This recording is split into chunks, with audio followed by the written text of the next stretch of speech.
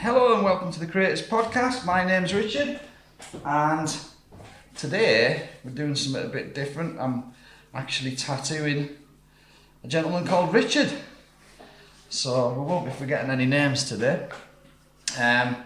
Welcome to the podcast, Richard. Nice to be here. So I decided to hit the record button and record this, or the audio of this tattoo, because I just know that there's going to be some really interesting stories come out of this. I was fascinated as soon as I met Richard, and I had a lot of questions, and it's an interesting opportunity, because what Richard does is he's a ranger looking after wild animals in Africa and other countries, but mainly Africa. And today we're tattooing a rhino. What I'll do is I'll put the picture of the tattoo in the thumbnail of this episode, so you get to see what we've done.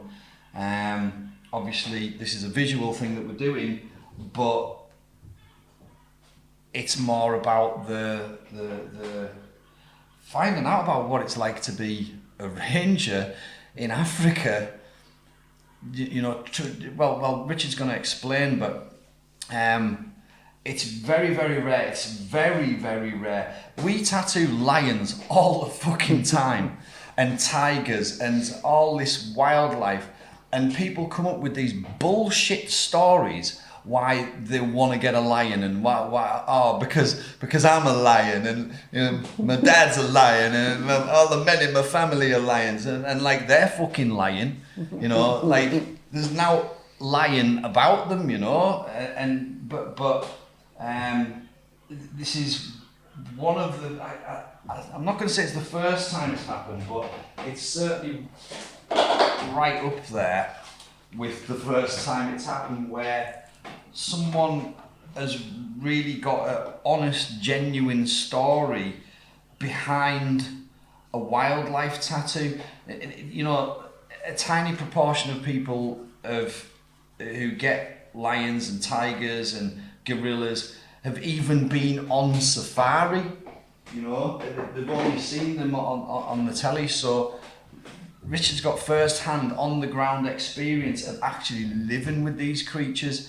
And as soon as I found out what he does, I was instantly fascinated by it, because opportunities to even ask someone a question and get an honest answer about any of this stuff that we really don't know about, it's a rare opportunity. So welcome to the podcast, Richard. And, no, pleased to be here. Thanks for letting us record it, because I think that there's some. Well, it's not just a story. It's there's a lot of really important stuff about this, and you are out there doing stuff,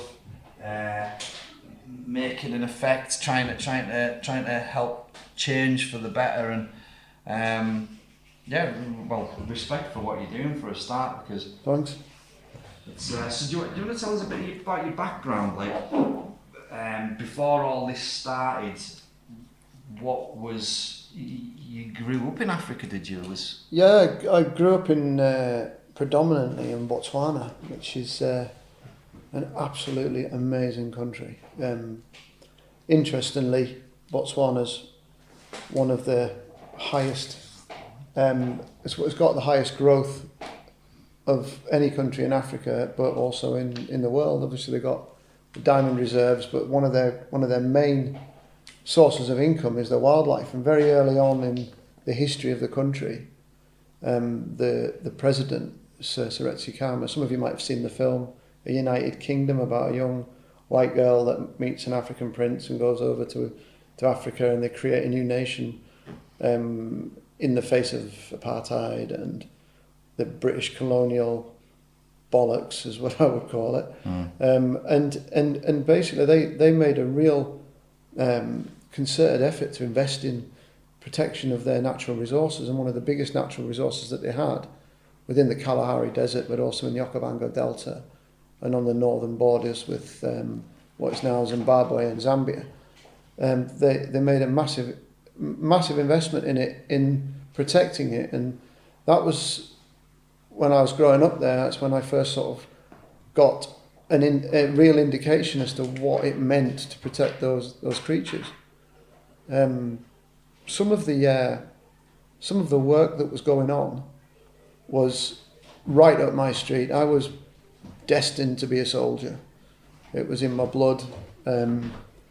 Generations of soldiers, and so I started to see some of these really high level special forces units from the United Kingdom coming over and training up the Rhino Protection Unit, as it was called initially, but then it became the Wildlife Protection Unit, and they were operating at an amazingly high level, and I thought, you know what, I want to do that. And that was before I'd even joined the army.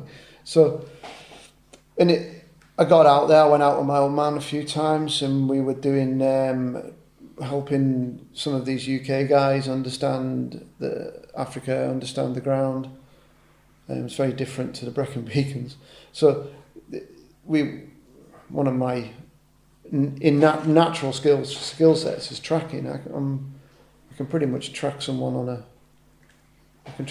metal road. I can get a feel for where they've entered the obstacle, where they leave the obstacle, where they're likely to go, and it's all the subtleties of broken grass. And is that just because you grew up that's there? just part of what I was trained. That was just my being a kid. What we did, because like when you're a kid, like, you know, when I was a kid, there was a field out the back of my house. That was as much, you know, like live in Carlisle, and it's not exactly a sprawling city with high-rise buildings or anything, but you know, it's a city, and there was a field out the back of the house, and I used to dig holes and, you know, cause all sorts of chaos. But like, you would actually be your landscape, your playground when you were a kid. Oh, it was very different. Yeah. Yeah, I mean, my back garden was. It sounds very posh, but we had a swimming pool. But everybody does out over there, and you know, baboons used to come and drink out of the swimming pool when we had a drought for about 8 years at one point. Baboons are the ones with the pink asses, aren't they? Yeah, scary bastards, to be honest. Yeah. We used to get that. We used to have a mongoose and meerkats that would come and dig down the side of the pool to catch snakes and things like that. Wow. And we used to trap them and track them, and we'd often literally open off it over my back fences. There was nothing. It was the Kalahari Desert. Nothing until you got to, well, pretty much into Namibia, where there was nothing, even more nothing. More nothing. And then you got to the Skeleton Coast. But yeah, so it was very different. One of my earliest memories was where I felt threatened by. It's difficult. It's not really threatened, where you just feel that you're in their world, so you have to deal with how their world operates. Was with regards to animals, was my little brother. He must have been about 5 or 6, and he was in the storm ditch around the back of the house, and he was throwing stones at something. So I went to see what it was doing, and it was a king cobra. So he was trying to do this snake in with small sticks, and it wasn't happy. It was flattened and it was up, and it was having a good hiss, if you like. So I dragged him away from it, went back to the house and told my dad. And he didn't say, "Are you all right?" He didn't say, that was a really dangerous thing to do or anything like that. All he did was ask me a simple question: "Did you kill it?" And of course I said, "Well, no." And he said, "Well, go and find it and kill it. But we can't have those things so close to where people are living." It's So we had to go and how old were you track this then? thing down for about 8. You were 8 years old, and your dad didn't even bother going and like killing the fucking cobra for you. No, he just told you to go and kill it. Yeah, get rid of it. So off we went. Got a couple of mates together, and we dispatched the creature. Had to bring it back as proof, and so it was like, because it sounds quite cruel, and given that I work in conservation, you think to yourself, well, hang on a minute, you just killed something. Yet you've also got to understand the and that's one of the biggest things that we do at the moment, is working on that wildlife human interface, and how can you live in harmony with the animals and the animals live in harmony with humans without it having an impact on either species.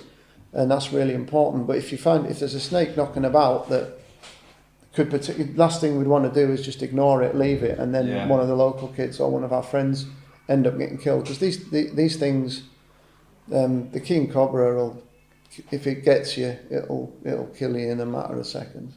So it was the right thing to do. So we went out and did that. So that was sort of my first sort of memory around the living hand, right on the cusp of what are dangerous creatures. Generally speaking, if you stay out of their land, they'll stay out of your land. But if they do stray in, then there's a bit of a... You got to have a balance, don't you? Because you couldn't be there doing whatever you do, basic existence, unless you had controlled something that was gonna kill you. You know. Yeah, and I think it's having respect. One of the most sort of I'm skipping forward a little bit in my life, but after I left the army for a little while, I didn't really know what I was doing. I did end up in the fire. I did end up as a firefighter for quite a long time, which was okay. Didn't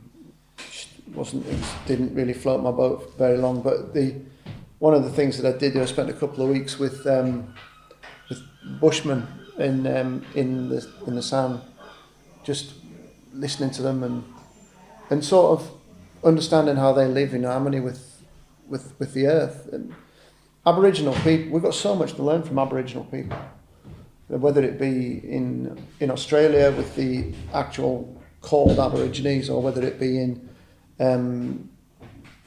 Central America, North America, with the North American Indians, which is what they actually prefer to be called, although those that dance the Wokey-Cokey want us to call them Native Americans. However, they're not Native Americans. They will tell you that. A Native American is anybody who was born in America. Yeah. So it takes away from what a North American Indian is. So I will use terminology that people might think is not politically correct, yet I know what these people want to be called and talked about. So we've got so much to learn from them. I mean, they live in hand in glove with nature all the time, and they, in particular, the Kalahari Bushmen, they don't have any concept of owning the land. They actually find it quite hilarious that we, in the developed world, sort of for the exchange of some imaginary stuff called money. Yeah. They say, how can you own the land? You're part of the land. You're a creature on the earth like everybody else. How can you own the land? It's a bit like a bird saying you can't land on this tree because this is my tree. How is it their tree? So they don't really understand the concept of owning the land, and they also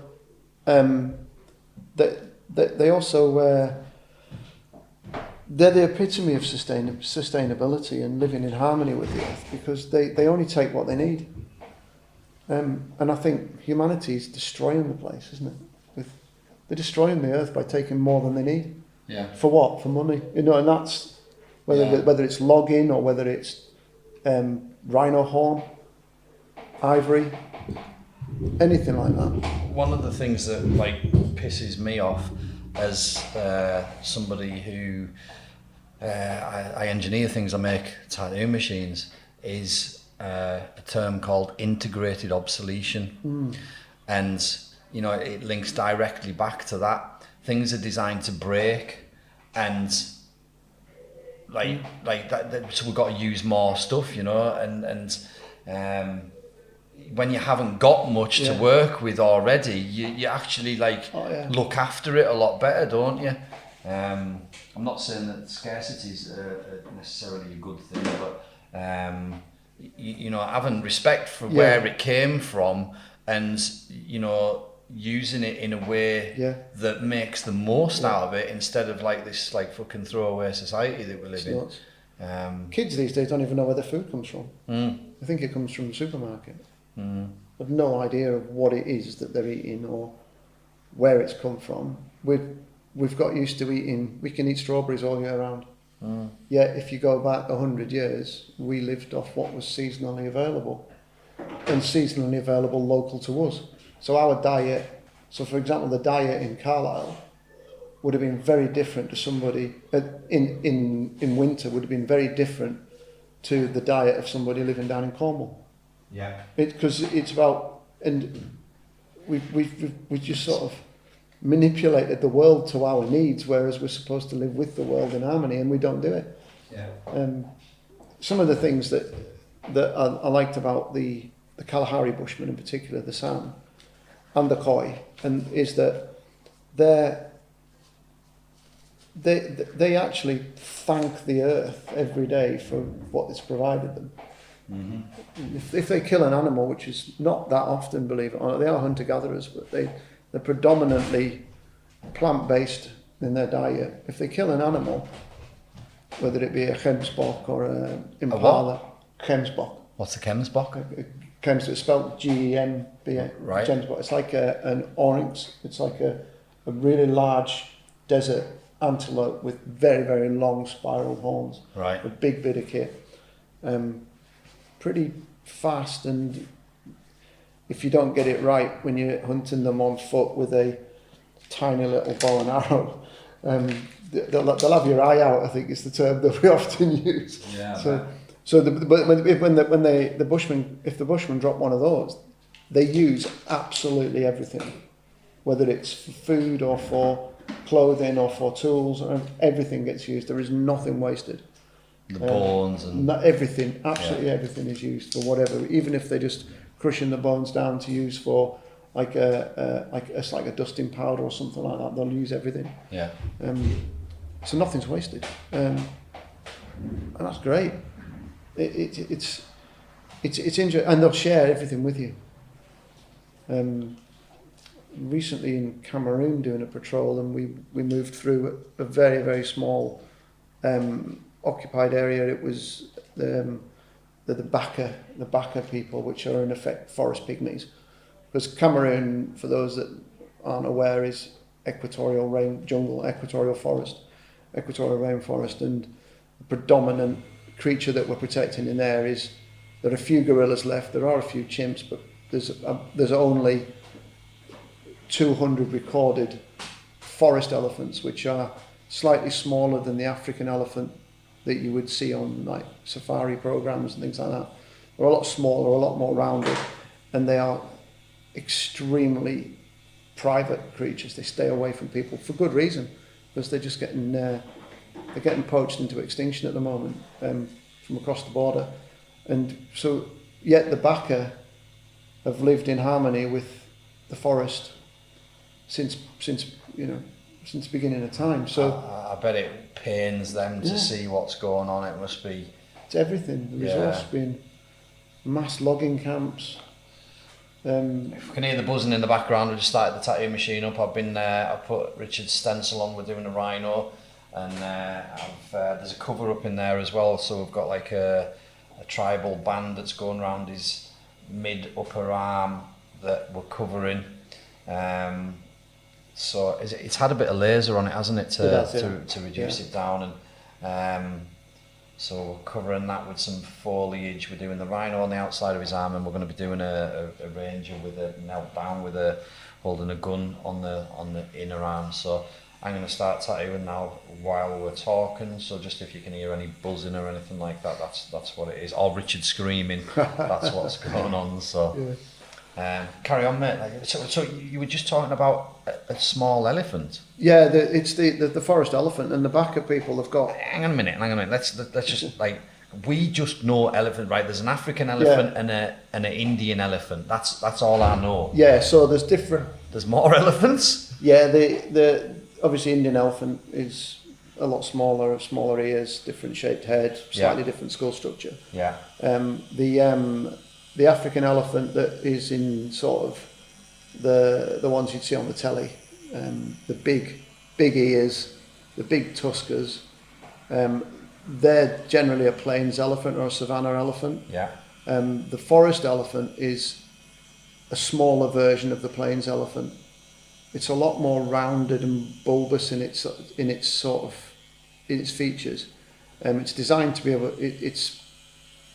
Nature has designed it so that it can travel through really dense undergrowth without causing itself any problems. So a big African savanna elephant would really struggle getting through some of the forest that we're talking about in the likes of sort of Cameroon and Nigeria, a place like that, because they've got too many bits that will get caught on the trees. So even their tusks grow a slightly different way to make them more streamlined to push through the undergrowth. But they still have tusks, which means that they're a target. But the Baka people have they have traditional hunting rights in these areas, and they have deliberately stopped hunting the forest elephant. Yeah. Even though to get one forest elephant will probably feed the village for a couple of weeks. Yeah. They are now focusing on smaller creatures like small monkeys, bush rats. Bush rats are like dogs, massive. Right. But they'll use those certain birds, and unfortunately, pangolin. Pangolin's like the scaly anteater, and they're highly endangered. And we do a lot of work to try and change. Again, it's that human wildlife interface piece about, you could actually have chickens instead of eating pangolin if you want to eat, because the meat's very similar. Yeah. Yet they don't. It's very difficult to change thousands of years of culture just to do that. At least they have got something in there, some morals in there because they maybe like see the pangolin like we see a chicken. Well, yeah, because there's quite a few of them knocking about. But it's interesting that they, over the last 4 or 5 generations, have actually stopped hunting the forest elephant purely because the fact that they're thinking, if we hunt them now and there's none left, how is our race going to survive in the future? So it might be worth a couple of generations not hunting it so that it keeps the race alive in the future. Yeah, it's so interesting. They're aware of conservation, even of themselves. But what struck me the most on that in that instance was they were living in these little beehive huts they'd made themselves, and we went in, and these people have got absolutely nothing. They've got no internet or mobile phones, so they don't have the distractions of Facebook or whatever, all of that sort of stuff, and they literally have nothing. And the first thing they did was fed us first from their pot. They were willing to go without for us. And for us to not take it would have been quite insulting, even though we had our own rations. So we went through it. We did leave them with some stuff, although they probably didn't like it. But it's the fact that they're willing to give everything to a complete stranger because of that. Their culture is that you only exist because other people exist. It's that. In fact, one of my tattoos says Ubuntu on it, and Ubuntu is a Zulu word that's from an African philosophy that it basically what Ubuntu means is I am because you are. That's nice. So, and that's the basis of how Nelson Mandela changed an entire nation. Right. And it's about appreciation of others. And we don't see enough of that anymore. People are only interested in themselves and what's in it for them. And it sort of leads you to think a little bit about your own sort of motivations and what it is that makes you who you are, what defines you. And so many people in the world are defined by a role or a position that they hold, either at work or in community. And my question is, if you took that away, who are you? You took people's social media Yeah, away. You yeah. took everything away. There's a term for this, like similar, like talking about taking what your status and everything. So what you are, I don't know what the quote is, but it's about like what you are is what you give, not what you've achieved. It's what you've actually, that was for you. It's for what you leave behind. Like the things that you've done are really what for others. And the world and the people that is really what defines you. When you take everything else away, like your ego, everything, it's what you Ego's give back huge. to it. Ego's huge, and it's often misconstrued, isn't it? People often think your ego is you being bigger. It's your ego is the thing that your ego is that thing inside you, isn't it?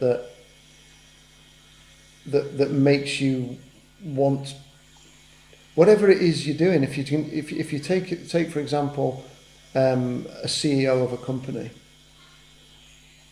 they're CEO of the company, and that is a product of their ego. Yeah. They've aspired to be that and to get up to that point, and then you go to that point where you say, okay, right, you're not CEO anymore. Who are you? Their ego's saying, I was the CEO, I'm this, I'm that. Yeah, but you're not now. So who are you? And unless you can divorce yourself from that ego and actually understand who you truly are, and you talk about that giving and what's stuff that's sort of bigger than yourself, and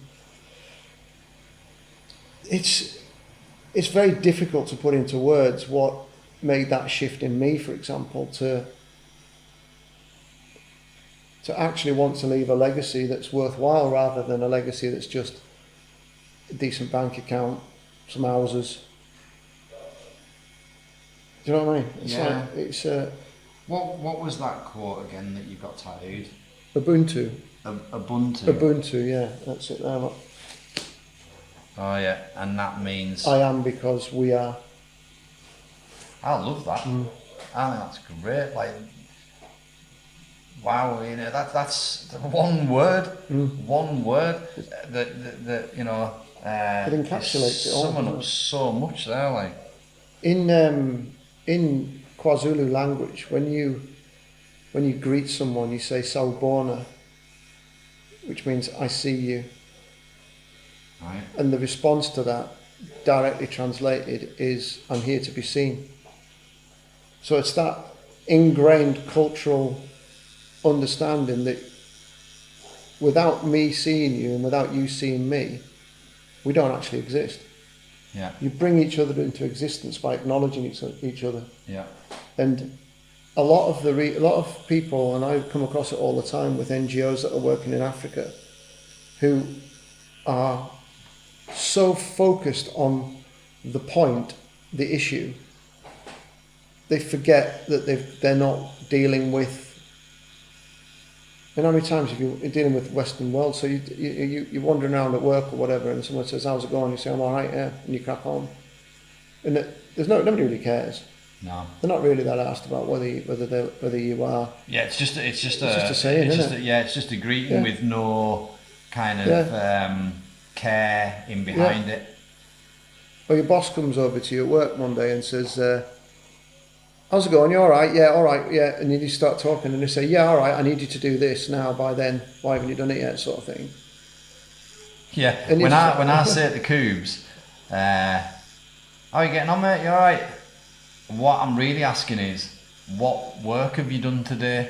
What have you achieved today? That's what I want to know. Yeah, I want to know that he's all right as well. That's that's the first greeting in the morning. You know what I mean?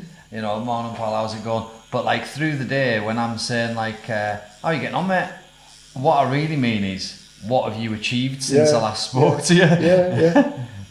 Yeah, we get to that. Whereas in Africa, when you're dealing with, and this is what I really struggled with when I first came back to the UK, when I came back to school here, was everybody's very much in a hurry to get to the point all the time. You know, it's in a typical conversation in, say, for example, Botswana. You don't even start getting anywhere near the point for about 10, 15 minutes because you're having a conversation about how that person is, how that person's family are. They're asking you how you are, how their family are, asking about their crops, cattle, talking about cattle. If you don't ask them about their cattle, then they're just not going to engage with you because their cattle are the centre of their universe, and they'll talk about the difference in how the wildebeest, for example, are moving across the plain slightly differently, or that big tuskar's been seen again over by whatever tree, the baobabs or whatever. And that's important to them. And then eventually you might get to the point of saying, so have you put some diesel in the Land Rover yet? Because they're not, and they appreciate that more, and you do have to just the whole pace of life slows down, and it's very simple way of life. I think with getting to connect to people, you've got to connect at their level.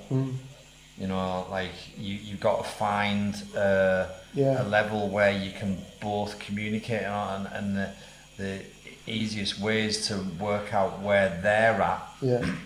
And I'm not saying that someone's above or below, but you got to speak to someone in their language, in their interests. And that's really interesting you say that, because when you look at some of the concepts within Ubuntu, one of the things that they talk about is put yourselves in the shoes of others when you're talking to them, and it was explained to me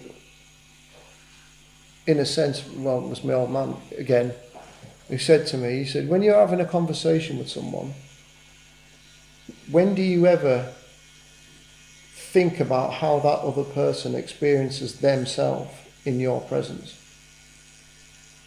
Mm-hmm. And you think, well, no, I don't know, I'm on it.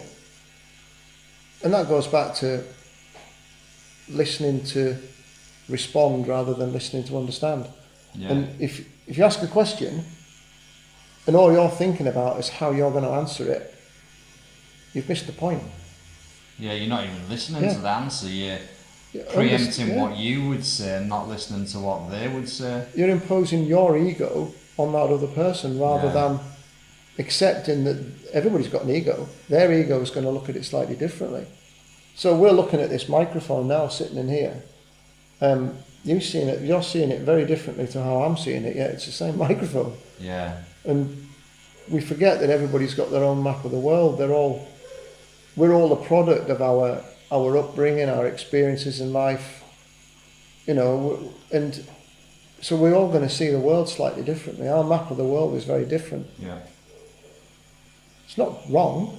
It's just different. It's paradigms, isn't it? They're different, the same thing, but you know, I could hold this picture of a rhino up, and I can hold it up with it facing me, and I can say to you, there's a picture of a rhino on this piece of paper, but you're looking at the back of the piece of paper, and you can say, no, it's not. It's a plain piece of paper. But it's just the perspective that we're looking at it. Yeah. It is, and I think going back to the conservation work and the human wildlife in sort of conflict that's over there, it drives certain behaviours, and poaching is is a symptom of governments or commercial enterprises that are running game farms or safari companies, all of that,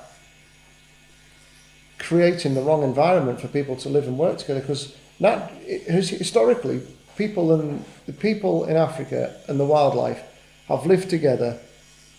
I mean, this is where humanity began in Africa. So as long as humans have been on this earth, they've lived in harmony with wildlife until the colonial times, until Western ego thought Yeah. they knew better, Yeah. and then went Oh, over. we want that. That's ours. We'll take Yeah. that. I want that animal's paw for fuck's sake. Yeah, Do you yeah. know what I Make mean? a stool out of to it. make it into an ashtray, or like you say, a stool Yeah. or a table or. Yeah, and one of the things that they did it was probably in the 50s after the Second World War, where they started to commercialise some of the game areas and make the national parks, if you like.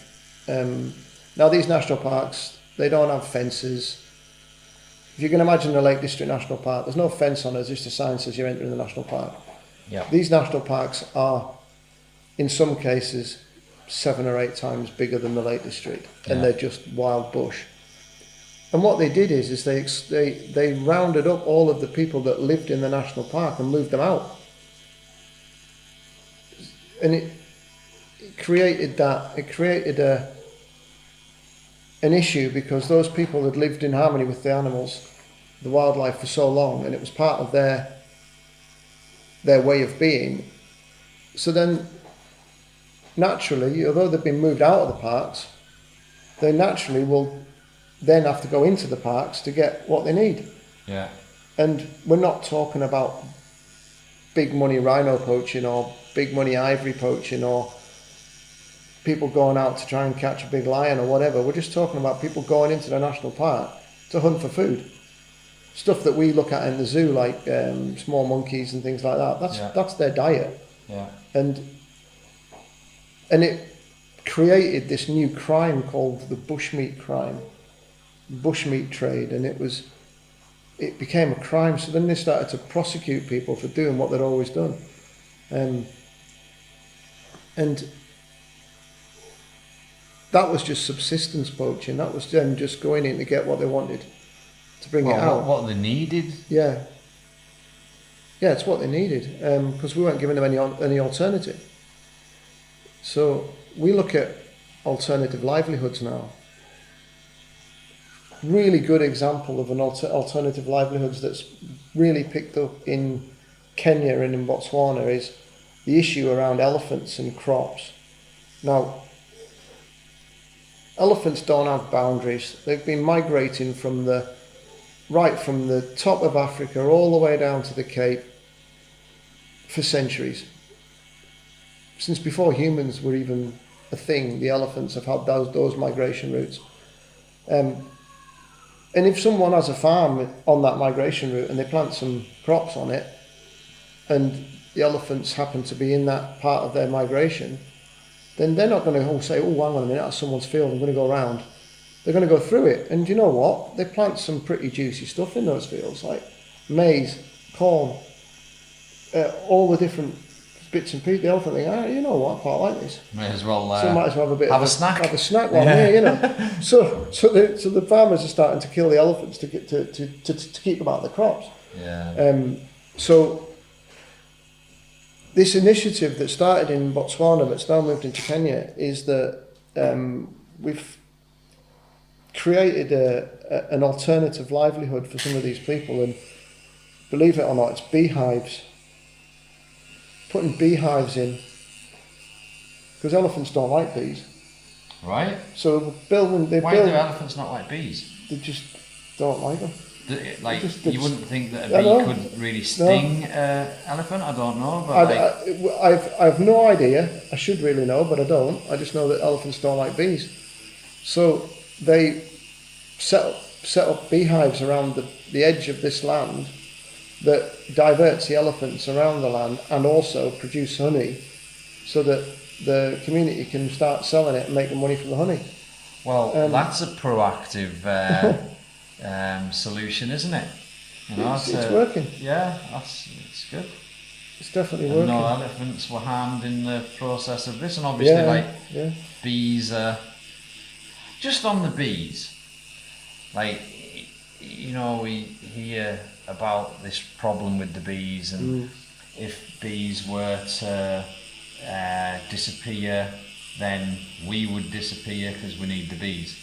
And it all makes sense, you know, because they're the pollinators, and I think there's powers that be that are trying to take over the food industry.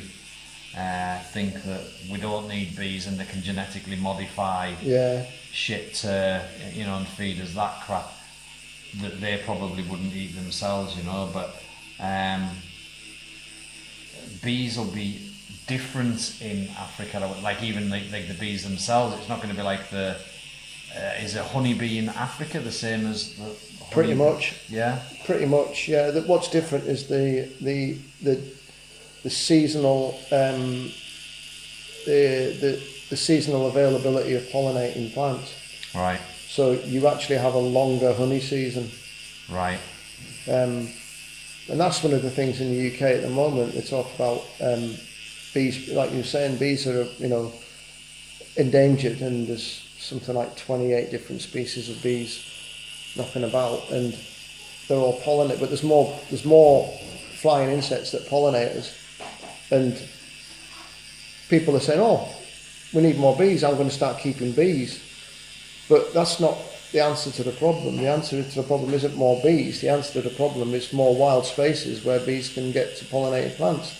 So if you want to help bees, even if you live in the centre of a city somewhere, just plant some pollinating plants. Yeah. And you're helping the bees. That's the simplest way of doing it. Yeah. Because like the machines that I make, the tattoo machines that I make, are called killer bees. All right, yeah. And because they're kind of fat and round and got a bit of a sting in the tail, so it just sort of. And you know, I've done stuff where I've, like, let's say, raffled off a machine to with the intention of giving the money to a bee charity, and I'm never going to do that again, because what I've found is it isn't that easy to give money to a bee charity, because all this Save the Bees bullshit doesn't really exist. There's people that would campaign about saving the bees, but they're not doing anything. Actually finding somebody who's doing something about it is bloody difficult. The only there isn't any organisations. It's just independent beekeepers doing their bit. Yeah. There isn't an organisation behind the Save the Bees thing. There's no charities. There's no organisation at all. It's just independent people going around saying save the bees. Yeah, with some high-level government office and whatever it might be saying, we have a strategy for whatever. But that's one of the things that I've noticed very, very much since coming out of the military, is that there are a shitload of people who can strategize to their heart's content. They can develop strategies and high-level plans for all sorts of things. And what we prided ourselves in the military was that we were the guys that turned the strategy into action. Yeah. And then when you have that conversation, and I've had it with a couple of charities that I've worked with in Africa, who were Western run, American or German or British, and not only do they have this strategic mindset and this strategy in their mind, they start telling us how we've to apply the strategy on the ground, and shit, you know, some of them have never even been in Africa. And they think that we're blockers because we say, that'll not work. You can't do that, that'll not work. And I get to a point where when I'm about to deploy a team, or when we're going to do a program, wherever it may be, where I actually have to get to the point with them quite bluntly and say, right, okay, what effect do you want me to achieve? What is your intent? What effect? If you tell me what effect you want me to achieve at the end of it, just let me get on with it. We'll do it. Don't try and micromanage us or turn the screws in the machine with that big long screwdriver all the way from America. Just let us do it. We've got the tools. We know how to do it. We work with local partners who know what they're doing, who've lived and breathed it. Even I don't go over. All the time I spend over there, although I'm leading a lot of the deployments and developing the training plans and implementing those training plans, I don't for 1 minute sit there and do that in isolation. I'll sit down with some of the experienced rangers on the ground who live and breathe it every single day, and I don't tell them what I think should happen. I basically say, we've got a pot of money here to achieve this effect. How are you going to use that money to achieve that effect? And sometimes they'll come back and say, that's not the effect that we need. And then I have to take that back to the strategist and say, great strategy, guys. You've completely missed the point. This is what we really need on the ground, not all that stuff. There's a lot of misconceptions about anti-poaching, and you know, some of it is the way it is. There is a war going on over there with poachers. It absolutely is a war, and if you think about any war that's being fought, you've got to have your foot soldiers on the ground. You've got to have your foot soldiers on the ground who have got to operate at that point where the metal meets the meat. Yeah. And that's always going to be needed. However, behind all of that is a whole other part of the anti-poaching operation. Because if you want to deploy, you've got to know where you're deploying. You've got to know where you need to have a presence on the ground. You've got to understand the migration routes. You've got to understand the seasonal differences between where these animals are going to be, what they're going to be eating, and what it is that's going to drive people into the bush to do this. And when you get into the big five stuff, with the big five being the elephant, the rhino, buffalo, lion, cheetah and leopard, when you get to that level where they're particularly when it comes to ivory and rhino horn, it's part of global organised crime. It's just big shit. There's a lot of money in this, and they'll kill people for it.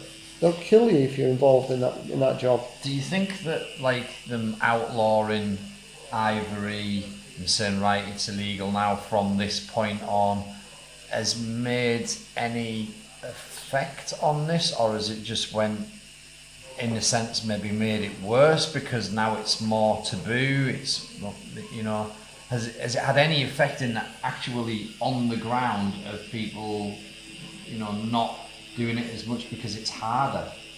There's been some impact on it with it. The difficulty is, it's not the craft shops in Johannesburg that are selling a carved ivory jewellery that's the problem.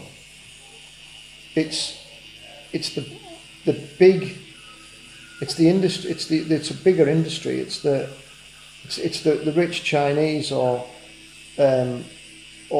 wherever, Saudi Arabian or American or British person that wants a set of tusks in their office because it looks Gucci, or it's the medicinal requirements that they think they're going to get from rhino horn, which is made out of nothing, no different to your fingernails. It's just thicker. It's just the same stuff. Is rhino horn and ivory the same thing? No. So ivory is a tooth. Right. So ivory is an elephant's tooth. The rhino's horn is like it's got a blood supply. It's like your fingernails. It grows like your fingernails, whereas your teeth get to a certain size, and then as you get older, and then they start to degrade after time. So right. So ivory is slightly different. The biggest difference is that you can take ivory from an elephant without killing the elephant. Right. You can't take rhino's horn without it having a significant impact on the rhino. You can reduce its horn and size by in the same way as you can cut your fingernails. So you can cut them down to make them less attractive. Yet that's not the answer. So what the poachers, I know before we hit the record button, you said about one of the most heartbreaking things is seeing these rhinos dying slowly because they don't kill them. They just they wound them, tie them down or something, or chain them down or whatever, and then do they use tranquilizers or? No, they don't use tranquilizers. They use low velocity weapons to disable the creature so that it drops, or they'll try to paralyze it with a lucky shot along its spinal cord or something like that. But the creature's still alive, and then they just hack the horn off and leave them. So that rhino's going to essentially bleed. Just going to bleed to death.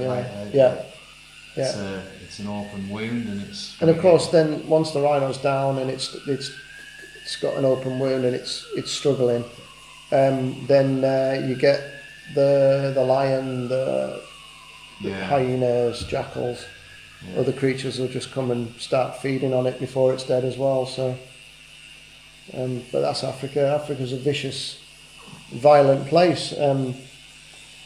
It doesn't need to be any more violent because of people. Yeah. It's already pretty brutal. Yeah.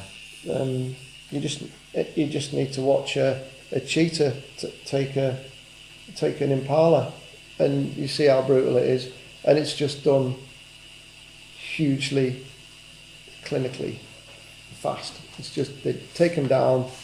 You'll people have seen it on the telly, but to be there and to see it in reality is very different because you can hear the noises. Yeah. You can hear it and how it works, and the cheetah almost matter-of-factly just sits and finishes it off by clamping down on the windpipe, waiting for it to die. You know, it's just making us think about all these people, and I ain't dissing it, but like, who get the wild animal tattoos. Do you know what I mean? It's like they haven't really got a fucking clue. No. And but how can we? Do you know what I mean? Yeah. We are from England, and all we know about what we're talking about right now is what we see on the telly, and that's fucking edited and censored and all that sort of stuff. And yes, David Attenborough probably puts out some pretty brutal stuff. You know. But to be there, and like you say, to actually fucking hear the sounds, the bones crunching, the animal screaming, the smells, you can smell it. It's sensory overload. It's you're What do you mean immersed when in you it. can smell it? What can you can smell death? Oh, Or you can smell the blood. You can smell the you can smell pretty much. Well, Africa's got a smell of its own anyway. yeah, Which I thrive on, to be honest, because it's as soon as you get off the plane, when I deploy, the doors open and you get hit by the heat, and you can just sniff up, and it's just like I'm home, you know. unless you've been there. I know there's places I've went on holiday and you get off the plane and there's like a sulphury sort of smell in the air straight away. Like you say, and who's ever thought about that before? You know what I mean? Like we don't think about that, do we? You know, like there's and then again, like the smell of the blood, the smell of the. You won't get much rotting meat. Oh God, no. Lying about because it all gets used. The earth takes it. I've seen it. Last time I was over. What was it? Botswana. It was in Botswana. We saw a dead warthog. It was a dead warthog. It was there the day before, and we came back past it. Warthog's like a wild pig. Yeah, they're the ones with the big tusks. Tusks, yeah. Crazy little buggers there.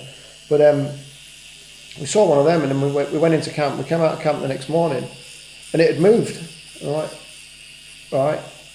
We went out, did the tasking we were on, and we came back in, and it had moved again.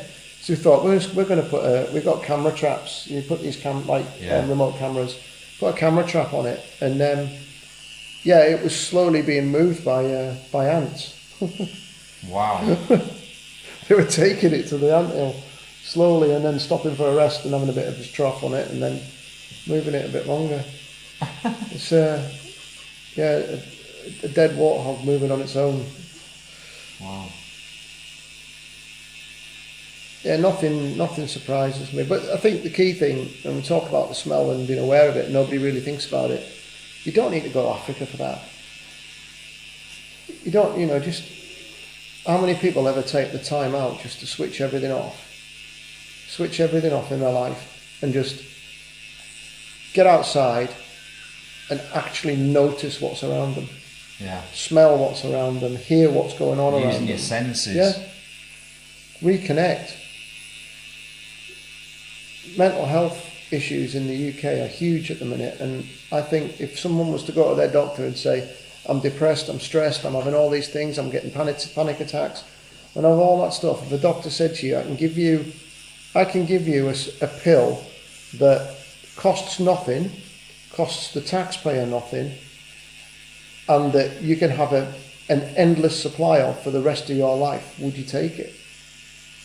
Of course you would. And all it is just nature, outdoors. Go to a wood, sit down with your back against a tree and just watch what goes on around you. Yeah, pay attention, like you say. Yeah. Listen and smell. I think, on that subject, just getting off your fucking ass and doing something. Yeah. I've got quite strong views on depression. I don't say that it doesn't exist, but I do say that there's an element of choice. You can choose to sit there and think about the things that you don't want and you don't like in life, or you can get off it. For example, go and help somebody. Yeah. Right? You feel like you need help. Try helping someone else. Yeah. And yeah. it'll change your life. Absolutely. Yeah. No, you're absolutely right. You sort of hit the nail on the head there. It's often, if you think about, I study a lot of ancient philosophies and things like that, and so the best one I think for anybody that hasn't really got a grip of how they can deal with what they think is causing them mental harm is Stoicism. And people think, Stoics, they beat themselves and ignore pain. That's not what it's about. Stoicism is about controlling the controllables and letting go of the things that you can't control. It's as simple as that. Right. Is it within my sphere of influence? Can I make a difference? If I can't make a difference, if it's not within my sphere of influence, then, just let it go. I'm not going to break into song from Frozen, but yeah, it's true. I think it's, and again, there's an element of ego in there as well. It's your ego that's telling you that you deserve something different, when actually, like you say, help somebody else, you'll help yourself.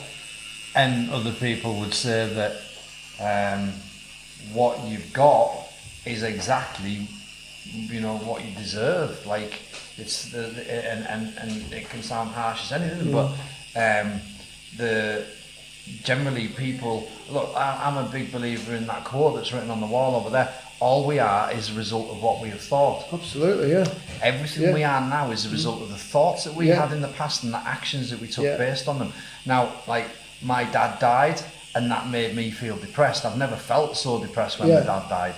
And so I'm not saying that depression's not real, because I have been there. I was a fucking dribbling mess. Yeah. Do you know what the thing that stopped me being depressed was? I got off my ass and I fucking done something. I was like, I'm sick of this. Yeah. I'm sick of this. I'm gonna go and create something. I had an idea, and I'm like, I'm gonna go and do that. Do it. And I just did it. And then do you know what? I had another idea, and I was like, do you know what? I'm gonna go and do that.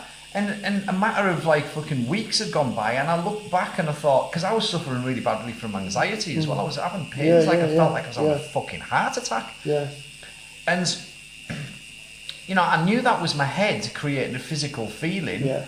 And I'd even been to see psychiatrists about it and stuff, and because they were saying there was nothing wrong with your heart. But it wasn't till I decided I am fucking sick of feeling shit. Yeah. I'm going to go and do something. And I got off my ass and done something, and in a matter of fucking weeks I was not depressed anymore. In fact, I was starting to live that was the start of me living the best life ever. Yeah. You know? And talking about living the best life ever, we've only got one. This isn't a fucking dress rehearsal. Yeah, yeah. And if you, it's not, and living the best life ever is about being authentically you. Yeah. And if you can't let go of something like a job title, or, I mean, I work a lot with veterans, that's what the charity does. It's Veterans for Wildlife is the charity, and we repurpose veteran skills in conservation. Yeah. Predominantly along the anti-poaching world. Yeah. And one of the things that they really struggle with is the fact that yesterday they were a sergeant major, and today they're not sure what they are, because their entire life they've been aspiring to be a sergeant major, and now they're not. And it's like, so right, let's work out who you are then. And that's where so being authentically you is actually, you know, sometimes you've just got to let go of some of the fucking baggage. Yeah, like, and I don't know, not knowing who you are, not knowing what you like to do, and not having a purpose in life is another massive root of depression. I bet you're so happy. Like, you know, like, because you are really doing stuff that you love every day, and when you're not doing it, you're thinking about it, and you've got a passion for life that you got purpose. You got a hell of a purpose in life, you know, and like, I can't see how it would be possible for you to be depressed. Yes, someone might die and you might feel down. Yeah. That's normal. You can't know, stop. You can't control that. Everybody dies. You're not going to go and say, "Oh, I need a pill to fix this," because you, like you say, you go outside, breathe some fresh air, look, watch a fucking sunrise, watch a sunset. You know, like. That's another one. I like that, sunrise and sunset. That's interesting, isn't it? That's human ego, by the way. Yeah. That's the ego of humanity. Right. Because if you got in there, if you got into a space rocket and flew out into space and looked at the Earth, yeah, the sun doesn't fucking move. Right. You know? Yeah. We've created this reality for ourselves where the sun comes up and goes down when actually it's not moving. We're moving. The Earth's moving. Yeah. And so you're not watching the sunset. No. You're watching the rotation of the Earth happening. Yeah. But we create a reality for ourselves, and we believe our reality through what we created. Yeah. So humanity has actually created that reality that the sun rises and sets. Alan Watts is a philosopher. He describes kind of this as if you imagine ink, and I think it's very relevant because we splatter and ink everywhere. And comparing it to the Big Bang, so like you splatter some ink on a piece of paper, and where it hit the paper is where the Big Bang happened. And as the splatters of ink go further out to the edge, they get smaller and more complex. Well, that's us, you know, and so we are the Big Bang. You know, we're just a happening of that. It's still happening. We are part of that. If the Big Bang was really a thing, which, you know, well, does it matter? You know, that's another question. Yeah, you know, does it matter? It is not really on the whole scheme of things, does it? It is what it is, and we are where we are, and as well, humanity have got to start doing things differently. Because actually, you know, in the history of the Earth, humanity is a speck of dust on the timeline. Yeah. And you know what? When people talk about the end of the world and Armageddon and the end of the world, end of whose world? The Earth will be here in some shape or form, even if it's a gaseous form in billions of years' time. Yeah. It still exists. It's the end of the world is what? End of humanity? Or is that the end of the world? The end of reality as As you know we it. know The it, yeah, end of your existence, maybe. But yeah, you're right. The world's not gonna. We don't really.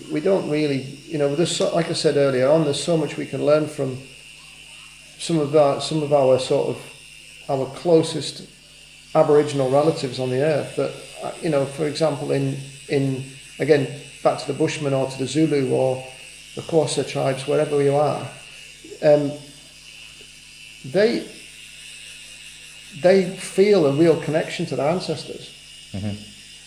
And they feel that they are an extension of something bigger than them. And because they don't, their reality doesn't revolve around them as people. Again, ego. They have a very different outlook on life. So, I am because you are. You said yourself, it's quite a powerful statement. I am because we are. It's, if you weren't here, I might as well not exist. You know, that's that bigger than yourself kind of thing. And I mean, I carve opals. I buy opal from the All right, Australian yeah. miners, and you know, these like fossilized shells, and it's 40 fucking million years old. Mental. You know, Yeah. and like this is long before Yeah, yeah, man yeah. or even I don't know dinosaurs, but some of these are like shell creatures that have Yeah. like sank to the bottom of the ocean, silt settled on top.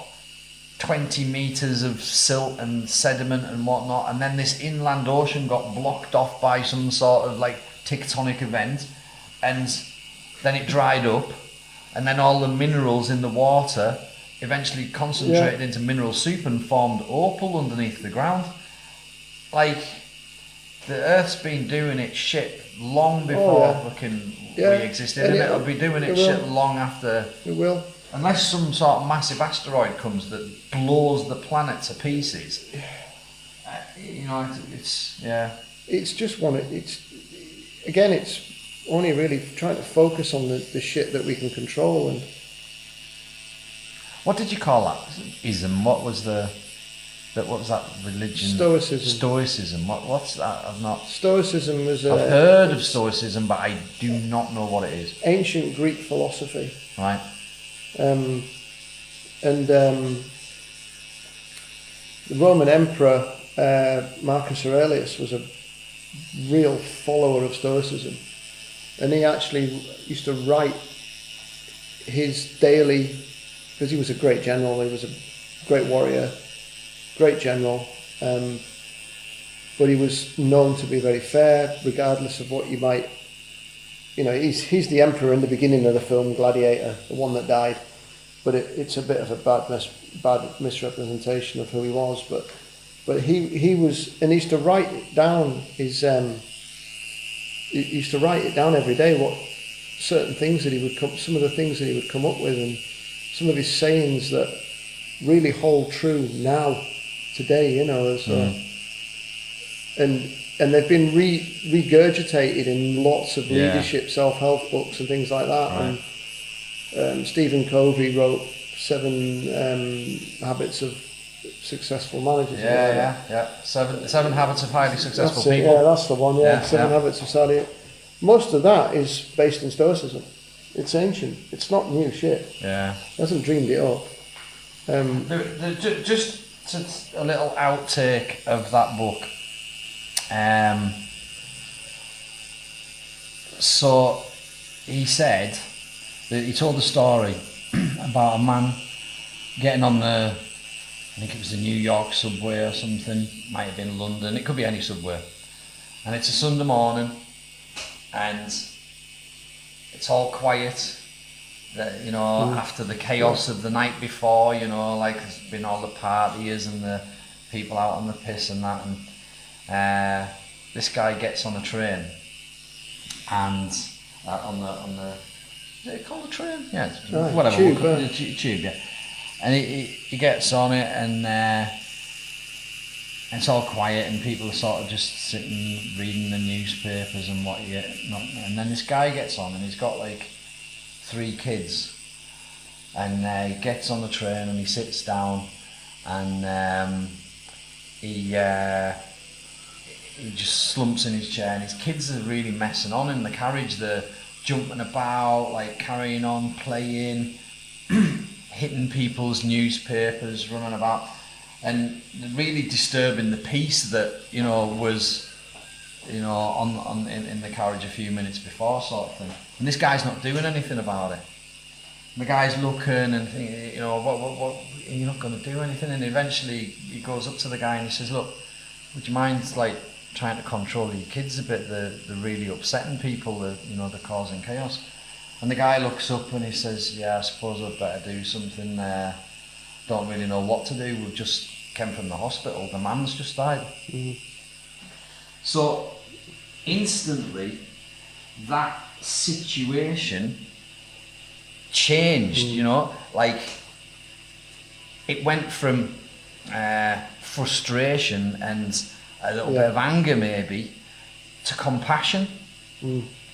By understanding what was the real story behind it and not just looking on the face of it, so like you can be pissed off about something, but at the same time, if you really understand it, that feeling, that emotion could turn right on its head and turn into compassion. And that guy turned around and says, look, is there anything that I can do? Is it, do you need any help? And it went from frustration to compassion. So that's out of that book. Seek to understand before being understood. Before trying to be understood. Yeah. That's Stoicism. That's right. From Stoic. Okay. Stoic sort of, and it's in. I mean, a lot of what I do is, it's so broad, but it's like coaching. Working with veterans, a lot of them are, like myself, combat veterans. They've done stuff, they've seen stuff, and they still haven't necessarily come to terms with it. I have, but I'm very fortunate in that sense. And sometimes just being listened to, properly listened to, can make a huge difference to someone. And I'll have sort of a conversation, and it'll be like, so what's on your mind? What's going on? And then they'll tell you something. And the most powerful thing you can do is not try and provide a solution, it's to ask another question. So, what else is on your mind? Do that a few times, have that conversation with them. Instead of going, what Being you should curious. do is this. If I were you, that's just... Yeah. I mean, my adage is, I don't give advice because advice is my opinion and my opinion isn't yours. So I try to help people understand properly what it is that's causing them to feel the way they are. And it's massively helpful. It's how I got helped. I got coached. I had a coach. And I was so caught up in blaming everybody else for why I felt the way that I did about stuff that I never really thought about what I wanted to feel like. As opposed to, so it's like, all right, and we shouldn't have joined the army. Well, I did. Yeah, no, you did. So you've done this, you've been there, you've done the job. Now it's bothering you. And you're really angry because it's bothering you and you're blaming everybody else for it. What is it that you want to feel like? Do you not want to have had that experience? Do you want to press rewind on your life and not do that? Well, no, actually, I don't, because my experience is who I am and it's what made me who I am. Yep. So how do you want to feel? Oh, Christ. Again, all we are is a result of what we have thought. Yeah. Like I said about my dad dying, and it made me think a certain way. A few years later, my mum died. Right. And she died in a completely different way. It was unexpected. My dad died of stomach cancer. My mum died because she fell over in the bathroom and hit her head on the sink. Jesus. And but for some reason, even though I was close to both of my parents, it hit me in a completely different way. I don't think that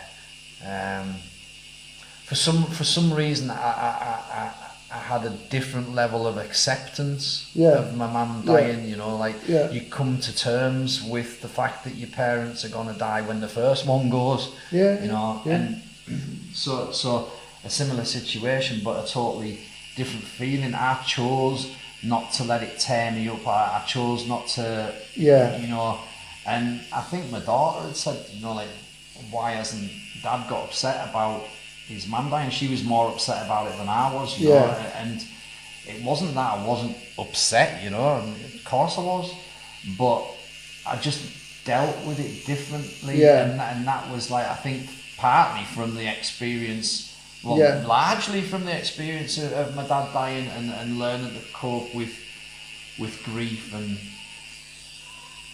you absolutely, the word that you used is really interesting actually, Rich, because you said you chose not to let it bother, and that's it. We make a choice as to how we're going to show up in Yeah. life every day. yeah. If you choose to be pissed off with the world, then fair play, be pissed off with the world, but don't come and try and rub that on me, because I'm afraid it's not sticking. Yeah. I'm not having it.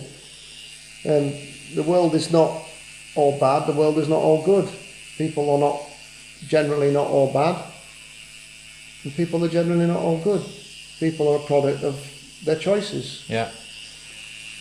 All we are is the result of what we've thought. Absolutely, yeah. And again, you can. I think it's ancient Chinese philosophy. They say, you know, if you think it, you can be it. Yeah. If you can think it, you can do it. You can achieve it. And I totally agree with that as well. but what you've got to know is that you can't just. See, I think what was it? My daughter went through a phase when she was younger. She went through a phase of. Is it The Secret or something? That the manifestation of the future and everything. And I'd sit and I said, what are you doing? She says, I'm just manifesting. I said, what are you manifesting? I'm manifesting being a millionaire and I'm this, that, and I said, that's fantastic. How are you going to do that then? I'm just going to manifest it. Yes. I said, no, you're missing the point here. Yeah. Yeah, by all means, visualise where you want to be. Because that's how elite sportsmen, that's how we operated in some of the units I served with in the military. You visualise every stage of the operation so that you've already mentally rehearsed it in your mind to have a successful outcome. By all means, visualise it. But you know what? You're going to actually have to get dressed today and fucking do something if you're going to get anywhere near that. Yeah, but this is a societal thing as well. I'm a big believer in The Secret. This building, this business is built on The Secret. Yeah. The Killer Bees are built using The Secret. But You've got to do something. You got to have the idea. Yeah. You've got to get passionate about it. You've got to construct it in your mind, and then get up and do the things that you need to do. Yes, things will come into your life that help you along the way. Yeah. But if your energy's right, and I'm a firm also you've got to be believer in that. deserving. You've got to be deserving. Yeah. If you're wanting something and you don't deserve it, if you haven't contributed to life, to other people, to society in a correct way, then you don't deserve nothing. And why would let's just call it Mother Nature, the universe? Why would the universe give you something more when you're not grateful for what you've got? And what you'll find is that every depressed person is doing nothing but being ungrateful for what they haven't got. Yeah, absolutely, yeah. You know, or what they got that they didn't like, right? A lot of depression comes from mass lack of gratitude, and it's impossible to feel depressed when you're feeling grateful. So like one of the biggest things with The Secret isn't to go, I want this, I want that, I want the other. It's to go, I'm fucking grateful. I am so grateful for the fucking eyes to see, the air to breathe, the legs to walk, the animals in nature, the fucking plants, the bees, the food on my plate, my family. See, people say, oh, I've got nothing to be grateful for, my life's shit. But then, like... Change it. Change it. And what will help, help change it is be grateful for what you've got, because nobody who's complaining about the stuff that they've already got, if they're ungrateful, why would you wouldn't give your kids anything extra if they've been ungrateful for the stuff that you've got. Well, that's how the fucking universe works as well. It is. And a lot of people are always like striving to be. I mean, Christ, some of the work that I've done, I've met some immensely rich people that own islands, and that they are they are massively rich people. You know, they're multi-billionaires. Are these the people through like the big game hunting and that people Well, are out there? it's just people that I've worked with in another sort of sphere of things that I do, and they're not happy. They are just not happy. These people are not happy. So if you become a millionaire, a lot of these people, they work to become a millionaire. They're not happy, so they think they need more. So they'll work to be a billionaire. And I was getting a pretty crappy day rate for one of the jobs I was doing, and I didn't kick up a stink about it because I believed in what it was I was doing. And one of the big donors, one of these big rich people, came and was talking to me. I said, "How can you be happy with that?" And then he started rattling on about how he just managed to get his new boat and he was going to be taking it into Monte Carlo, and he was rattling on about it, and I'm saying, "Well, why do you never smile, mate?" He's like, "Oh, well, this is shit, that's shit, this other shit. So that's why I'm going to go and I'm going to set up this new business and we're going to get this and that and the other." And he just like, "What?" And I couldn't really get my head on, but I was listening to a podcast. Can't remember who I was listening to, but it struck the nail on the head for me because the guy said similar sort of situation that they were in, and he said, "I've got something that you'll never have. I've got enough." You've got no concept of what enough is. You're struggling, aren't you? Mm-hmm. What I've found with, because like a lot of tattoo sessions, you know, people will, you know, pour their hearts out and they'll, you know, tell you about their life and that, and they'll generally like kind of, a lot of people will complain about the stuff that they don't have, that you know, and oh, my life's not this and that. And I'll say to them, go on then, what do you want? You know, and it says this in The Secret. What do you really want? Write it down, right? So I'll say to people, come on, what do you want then? What do you want your life to be? If you're not happy with the way it is, you know, because you sat there complaining about it, how do you want your life to be? And they'll go, I don't know. I say, all right then, like, come on, describe your life to me when you're 60. Yeah. You know, what kind of car do you want to drive? What kind of house? How much money do you want in the bank? What will make you happy? And they'll go, well, I just want, you know, a nice car, and I want to be able to, you know, pay my bills, and so it's never defined. And so no, that's not what I'm asking. Tell me exactly what you want. They'll go, I don't know what I want. I just want to be happy. I said, right, brilliant. Okay then, what makes you happy? What will make you happy? And do you know what the answer is? Every one of them, I don't know. They go, I don't know. So the only thing that you really want in life is to be happy, but you don't know what will make you happy. Another quote that I like is, everything that you need is within reach. This is a double-barreled quote, two separate quotes put together. Everything you need is within reach, and if you develop that belief, you'll keep on looking, right? If you don't believe that what you are looking for is within reach, then you're not going to fucking look. But second part of it is, finding is a luxury reserved for the seekers. You got to be looking for it, innit? So like, people don't know what they want, and they ain't bothering to get off their ass and fucking go and look for it. How are they ever gonna find this shit? They are doomed. Doomed to be fucking miserable. They're in a circle of despair, aren't they? Just winding round and round and round. And I think, so you say about how this is a product of the Secret. I've read it. I'd never really thought about it, but I went through a period where I had a pretty senior job. I was doing 9 to 5. I was knocking my pan in to make the person above me's bonus bigger. And I was earning a decent wage, you know, and I was like, well, why the fuck am I so miserable? And then I just sort of went, right, okay, so what is it that makes you tick? What is it that makes you buzz? And it's taking that step to asking that question of yourself that I truly believe is the start to the authentic and fulfilled self. And and that's when I reconnected with the conservation stuff. And you know, I mean, crikey, you can make a hell of a lot of money in the private security sector all over the world. Yeah. You know, you can be, And you could have easily done that. you can guard high net worth families. You can make a lot of money doing that kind of thing. But actually, if it's not the money that's making you happy, because money doesn't make you happy. No. It's, you know, I've had it. It drives people apart. You know, everybody's striving for the next big car, or the next iPhone, or the designer dogs. You know, everybody wants to be better than somebody else in the way that they're doing things, and you lose sight of what it actually is. And like you say, you've got to really dig deep and look for it. And when you look for it, sometimes you've just got to look inside, look around you. Because everything you need Everything is within reach. Yeah. It's right Yeah. in front of you. It's there. You know, Yeah.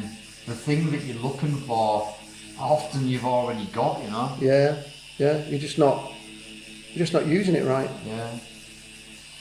It's off subject of the thing, but you'd be able to look at your life really if you fully understood the law of attraction and how it works. That's probably I'm probably the epitome of it, to be honest, because you just do it, and I try to help other people with that now with veterans. Here's another quote for you. Joseph Campbell said, "Follow your bliss and doors will open where there were only walls." Absolutely, yeah. And that's what you're doing. Yeah, that's the hero's journey stuff, isn't it? Yeah. So That's absolutely right, yeah. You know, people are doing jobs that they don't want to do, living a meaningless life that's just the same that week as it is the next week, as it was 3 weeks before, and nothing ever changes. That is fucking depressing. It's no wonder people are depressed. I mean, another one of Joe Campbell's great sayings, I use it quite a lot with people just for them to get their head around it. It's quite deep, but it's all the gods, all the heavens, all the hells are within you. That's that when you really truly think about that statement. Yeah, absolutely. You can create fucking hell on earth very fucking easily in your head without even going out your bloody house, you know.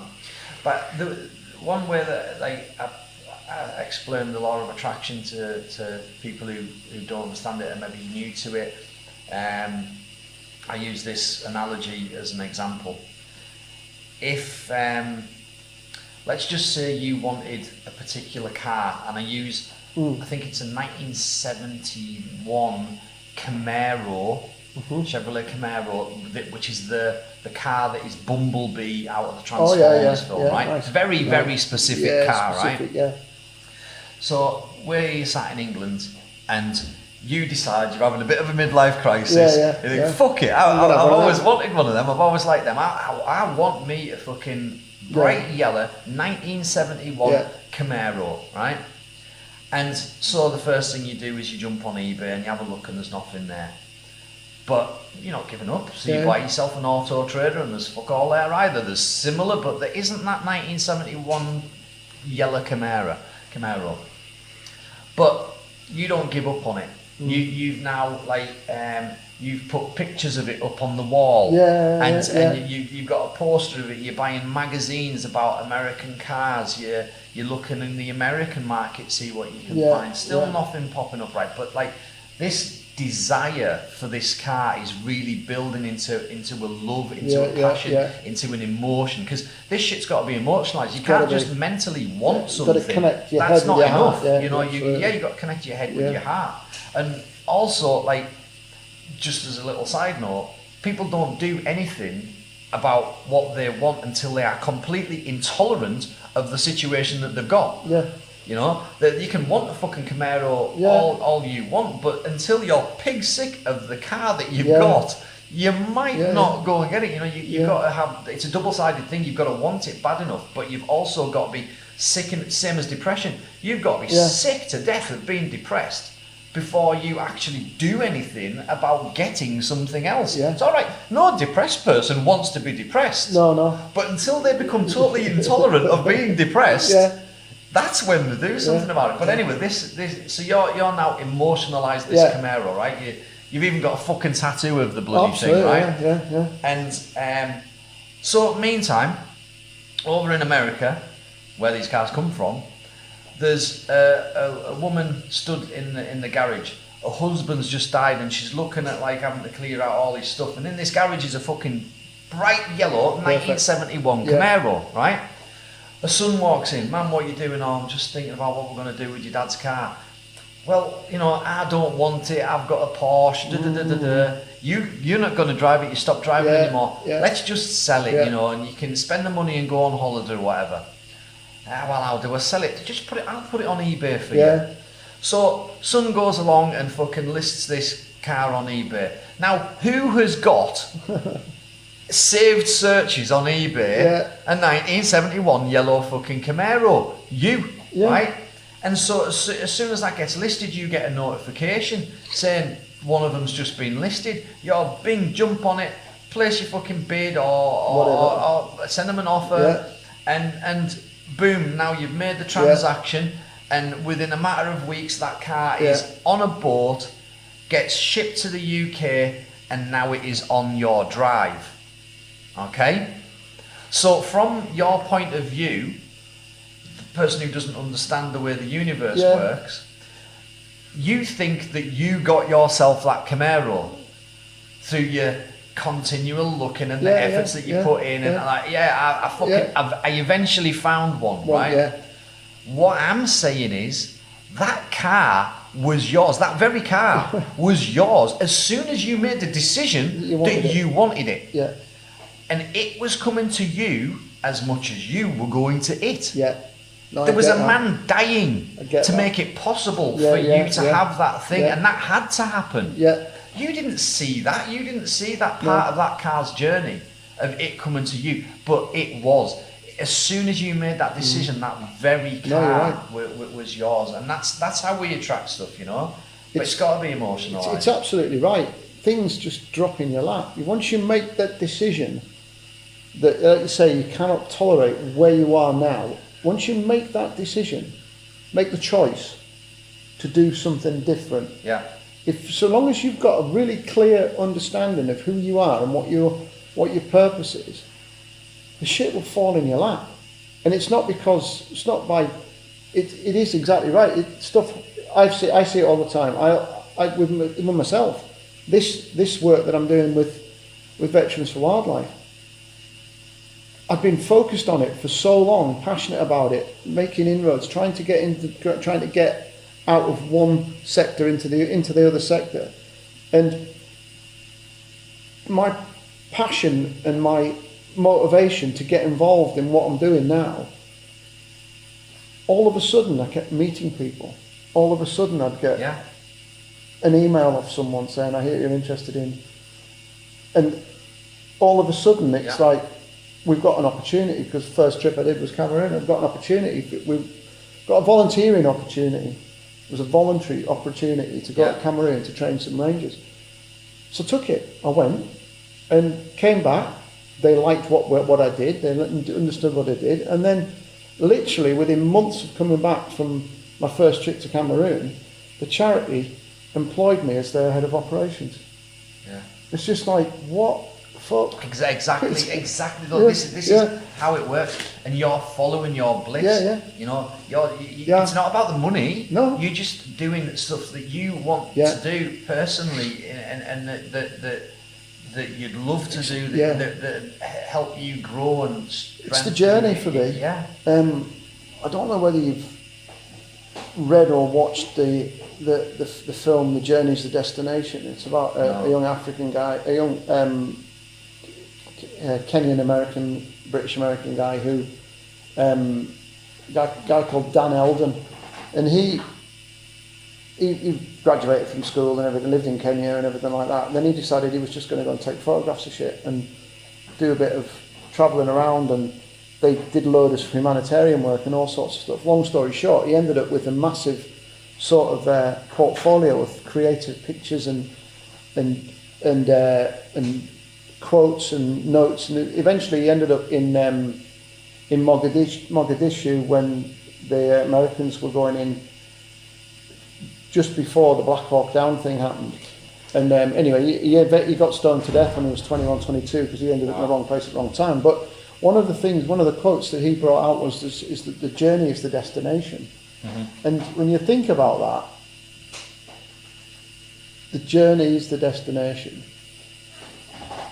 You have that understanding that your whole purpose is about going on this journey. And you think about the hero's journey, which is a big part of, it's another Joseph Campbell thing, isn't it? It's Joseph Campbell's, and it's that hero's journey is the basis of every Hollywood blockbuster. Yeah.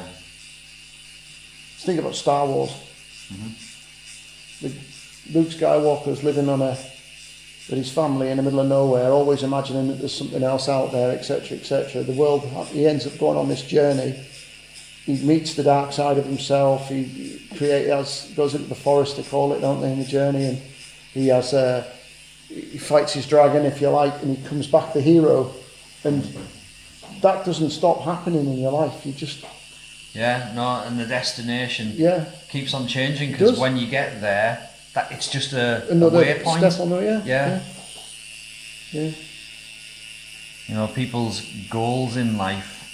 A lot of people who, again, and this is possibly your billionaire that you were talking about. Yeah. All he wanted was I'll be happy when I get this. Yeah, and then he's not. When he wants the elation of achieving it might last like a couple of days, and then you start to get used to it, and like, you know, a month later you're now sort of bored of it, and if you don't reset, then your life's got no purpose anymore. But if that person's telling themselves, I will only be happy once I've got this, then they're dooming themselves to be happy until they've got it, not to be happy until they've got it, and that happiness is only going to last a very short period of time. Whereas if, like, for instance, like that car, I've actually got a car on the wall over there, and that's a truck that I'm building. And that's me visualizing the finished product and everything. Now, I'll be chuffed to bits when I get to that point with it, but I am the more complex and the more, in a sense, fucking irritating, the more things that go wrong, the more problems that I can't remember the way. That's what I'm enjoying. I am having a whale of a time.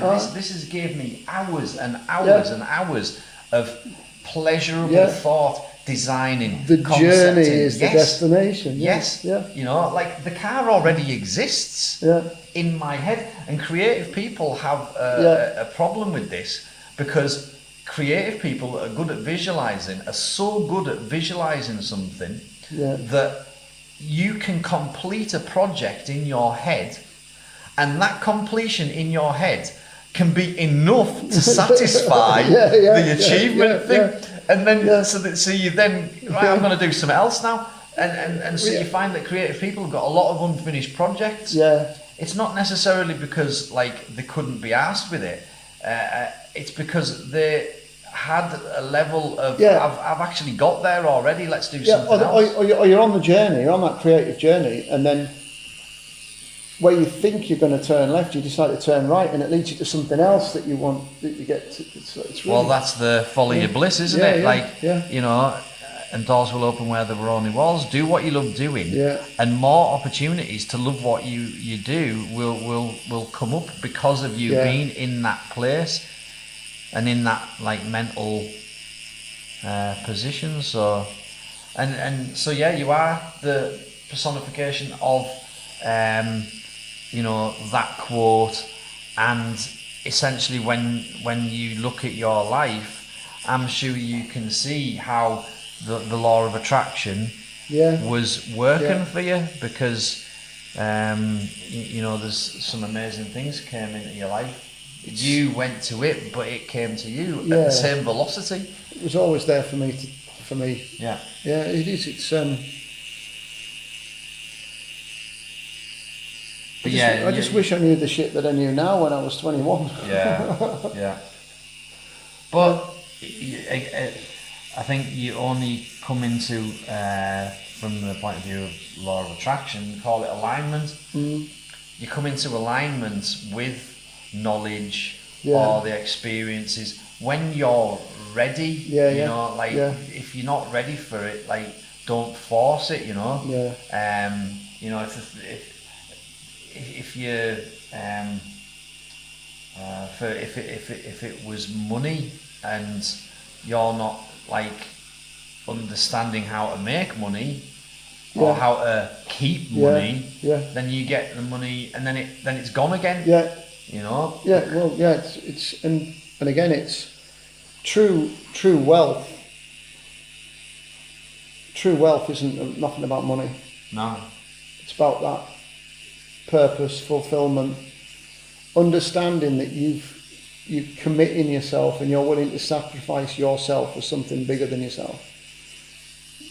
And I think that's, in my world, I could die. That's it. But that's just always been my world. Whether I was army, fire service, or doing what I do now, it's just part of it. But you know, and that's something I'm comfortable with. You know, it's. Yeah. You know, and another one of Dan Eldon's quote, you know, death is only a horizon and the horizon is only the limit of our vision. So you sort of realise that, and if you believe in leaving a legacy, the term legacy again is very much aligned with money, isn't it? Yeah. Whereas a legacy isn't about it isn't about money, it isn't about houses or material things. It's about how every single engagement you have with another human being allows them to be better at being themselves by having had you or them. I am because we are, you know, it's that. Yeah. Yeah, gone on a bit of a journey with this conversation, haven't we? We call that the law of compensation. There's a lot of universal laws. Yeah. The law of attraction is one of them. We are magnets, Yeah. and our Yeah. thoughts create our feelings, and our feelings are the human term that we use for the frequency that our magnetic field is vibrating on, and we attract the frequencies It's interesting. that we are feeling. Yeah, So our thoughts create our Yeah. feelings. We wouldn't have feelings if we didn't Yeah. have thoughts. And our magnetic field, if we say we're happy, we're in a high frequency. If we say we're feeling down, we're in a low frequency. Yeah. But and bright yellow 1973 Camaro has a certain frequency. Yeah. Everything is Yeah. energy. So, but there's the, that's the law of attraction, but there's the law of compensation, and that states that you reap what you sow, Yeah. you know? Yeah. And so, like, to expect to have riches when you are doing nothing to get those riches, even that could be down to just being fucking nice to people. Yeah. You know, Just be being pleasant. grateful for the money that you've already got. So yeah, it's the primary law is the law of vibration. The law of attraction is a secondary law that law of vibration, and that only works if the law of compensation is being activated as well. So people can and like your daughter, for instance, and I know my kids as well because I've taught them the law of attraction, and they're like, right, I'm gonna just attract all this stuff, but they ain't doing anything to get it. You know what I mean? Yeah. And I think all the way through life, like you can't, unless you completely shut off.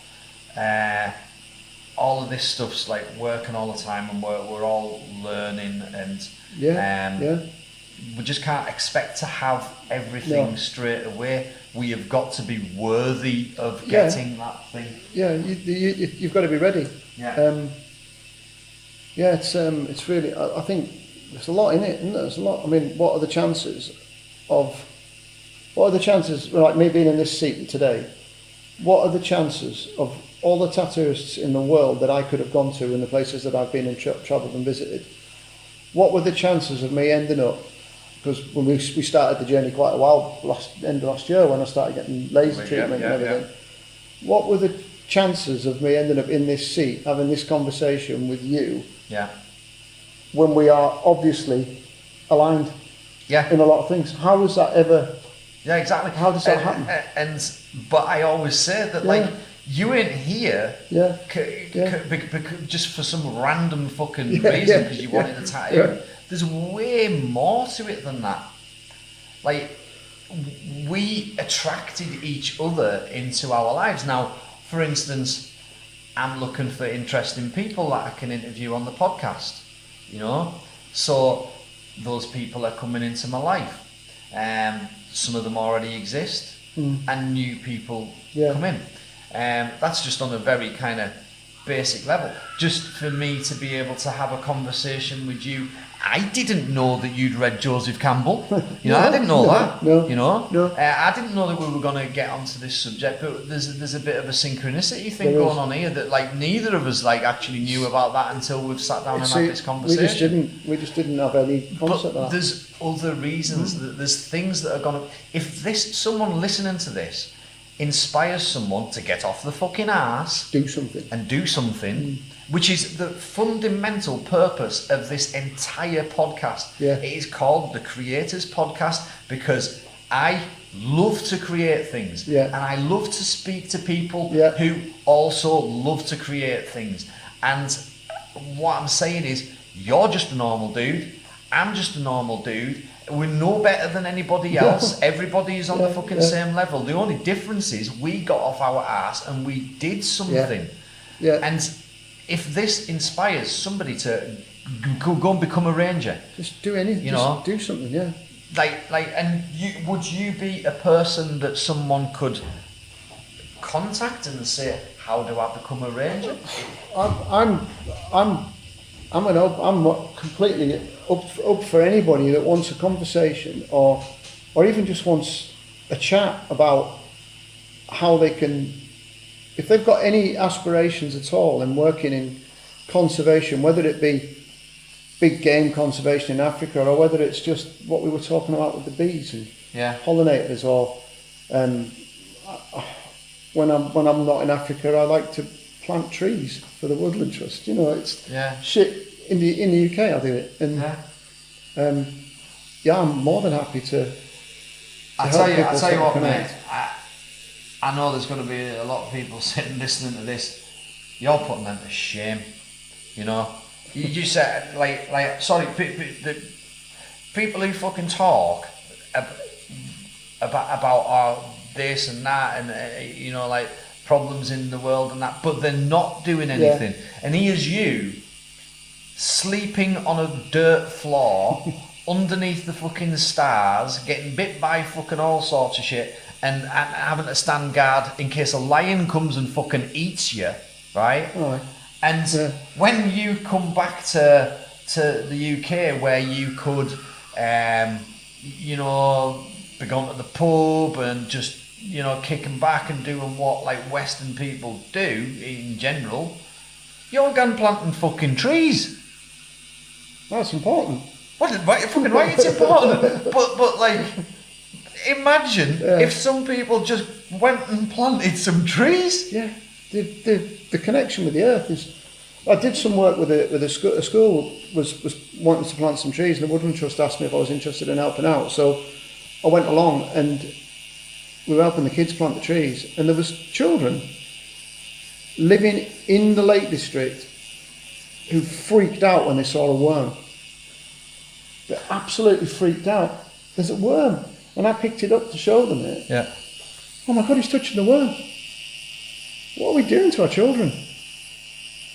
Well, that Bit of that dirt. mate is a massive fucking thing. Like that's a whole subject in know. itself, because you know there's stuff going on in the world now with our kids that we're teaching them all sorts of fucking pointless, useless fucking shite, and if we're not teaching them it, then they're fucking learning it off social media, and you know, but yeah, there's We had a chat before, didn't we? Before we came in, we were talking about social media and the effect social media is having on society, and the the fact that some people, some youngsters nowadays are afraid to go out of the house because they don't look like the person that they've created on their social media because of the filters and the whatever it is that you can do to enhance it and everything like that. They're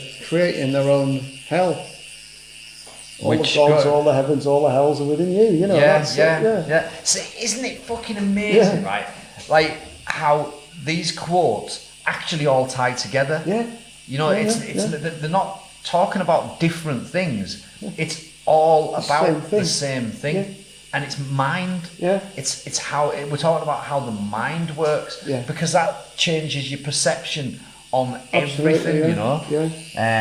So you know, yeah, it's very powerful stuff. And back to what I'm saying about the purpose of the podcast, if we can just get into people's minds just a little bit, just to give them a little bit of a nudge. And help people realise that they're not pointless, they're not useless, they've got a purpose, and we're all unique. Yeah. We're all, everybody, if you look at, say for example, if you pick a flower, and you pick a flower, any kind of flower, and you properly study that flower, and you look at how perfect every part of that flower that nature's made that flower, yet you pick another one and look at it, it'll be different to the one you just picked, yet that flower will be perfect as well. Yeah. And I honestly believe as humans, we're all perfect. What we've got to do is appreciate that. Yeah. We don't. And that's why people get depressed, like you say, they don't know what it is they want, but they want something else. Yeah.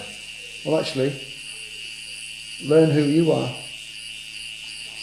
You know, like from a nature point of view, I think people think, well, it's my perception of it again, but like I'm fascinated by moss. This moss is amazing. Like it is. You know, you can have a lump of moss. Yeah. It's like, let's just say it falls off the roof. Yeah. It's not even growing. It's something that's fell off the roof, right? And you can pick it up, and there's this perfect dome of plant life.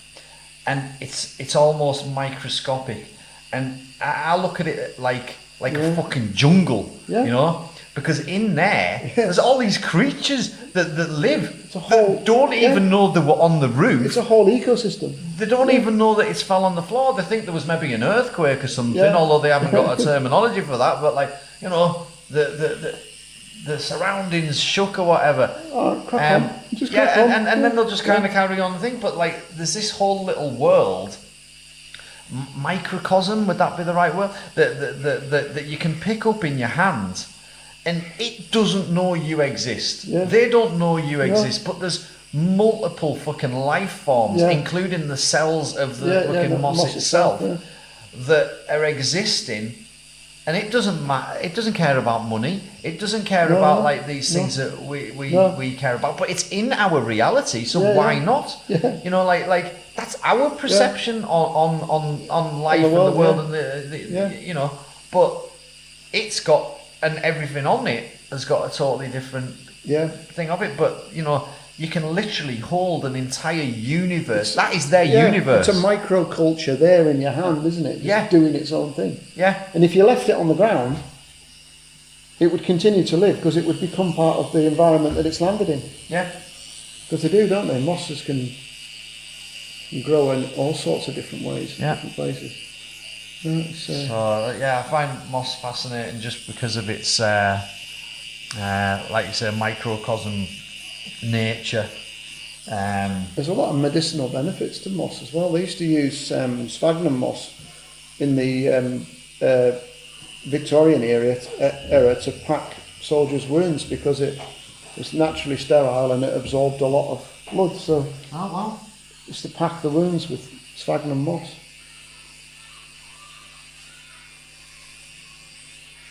So back to what you're doing. Because that was one hell of a journey. A journey, but I think one that was very worthwhile taking and quite quite fascinating. Certainly for me. But back to what you're doing. You did a voluntary job. Yeah. And that led to you becoming what? The chief trainer? Or? Operations officer for the charity. So yeah. basically look after developing the training programs, listening to what the client wants, going out, and we do a lot of medical training. So I'm a wilderness medic, remote area medic. Because looking after people in the bush is very different. You can't just dial 999 and have an ambulance tip up.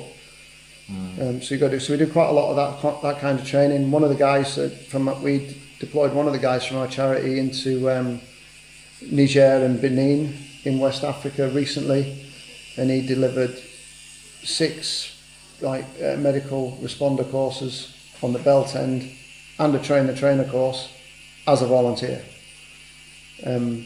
which is that's you're doing it for the love of what you do, not because of. And again, I've chased the money jobs. I've chased the big money jobs, and I've achieved some of them. Yet none of them have made me happy. But as soon as you follow your heart, you get to a point where actually the money will soon catch up with you. Mm-hmm. You get there eventually. Some of the really interesting stuff about operating, and I think we talk about anti-poaching as a discipline, and we talk about it from a tactical perspective. You've got to be really flexible with this stuff. You can go out with a massive plan as to how you're going to develop the team to be able to do what they do. If you're ex-military, then you're going to have a model in your head of how you're going to split the section into fire teams, and you're going to train them in fire and manoeuvre, what we call pepper pot, and one guy moves while the other guy puts fire down, the next guy moves, etc. And then you get into the environment and you realise it's not about that. In the military, we talk about winning the firefight, which is basically you get attacked. If you get attacked in the military as a patrol, you respond, you put down as much fire as you can in the direction of the enemy, and then you fight through the enemy. You take the fight to the enemy and you fight through the position. You fight through the position, you exploit in depth, and then you go firm, and then you do a rendezvous and you check how everything is, go back, check any bodies, gather any intelligence or anything like that. In the anti-poaching world, it's not about winning the firefight. It's not about fighting through a position.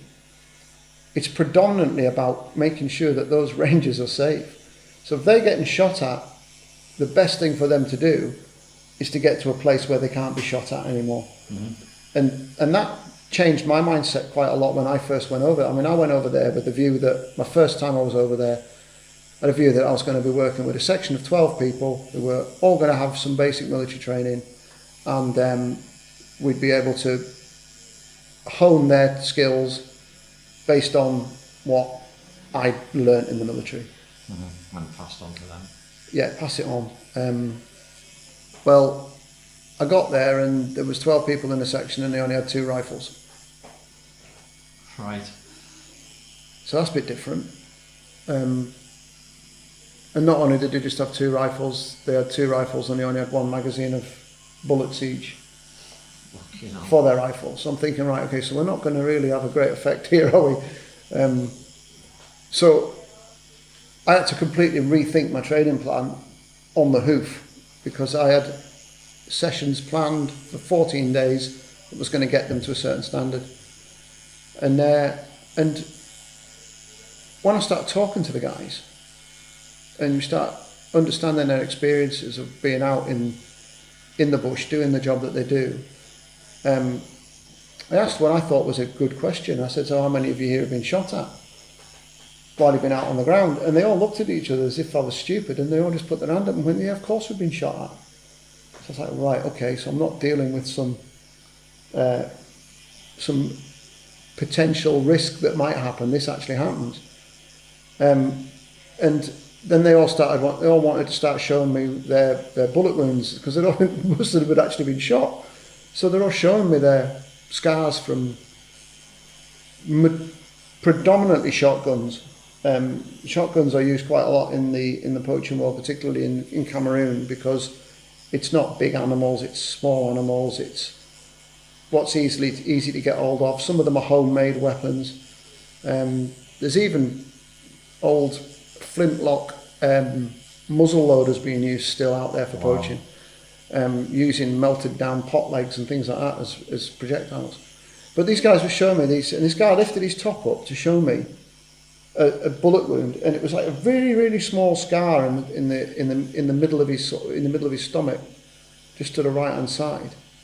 And he's like, yeah, that's where a poacher shot me.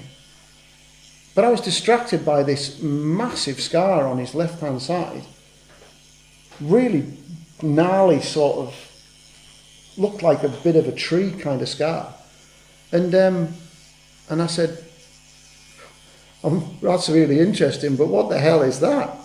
And he goes, oh, that's where a buffalo gored me.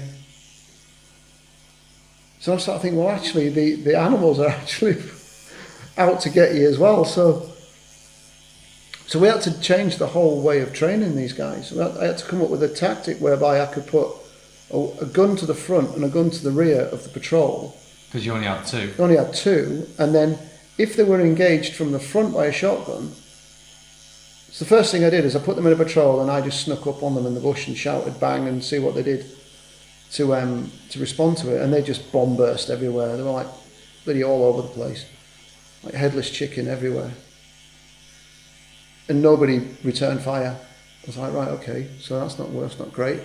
So I sort of sat them and said, so what do you want to do here? If you get shot at, what do you need to do? And I said, well, we all need to make sure we're safe, and we all need to get to a position where we can call in support from the military to help us here. All right, so what are you doing with these guns then? You're just carrying them around as baggage or what? I said, well, no, we're trained in them. I said, okay. So how about we actually use them when you get shot at? What about that? That would be a great idea, sir. So off we went. So I just really developed a tactic with them whereby if they were patrolling in a straight line with a gun at the front and a gun at the back, that if they got shot at from the front, their immediate action was to just drop flat on the ground, not run around everywhere, drop flat on the ground, and then once they dropped flat on the ground, for the guy at the front to just fire in the direction of the shot. Rapid fire in the direction of the shot.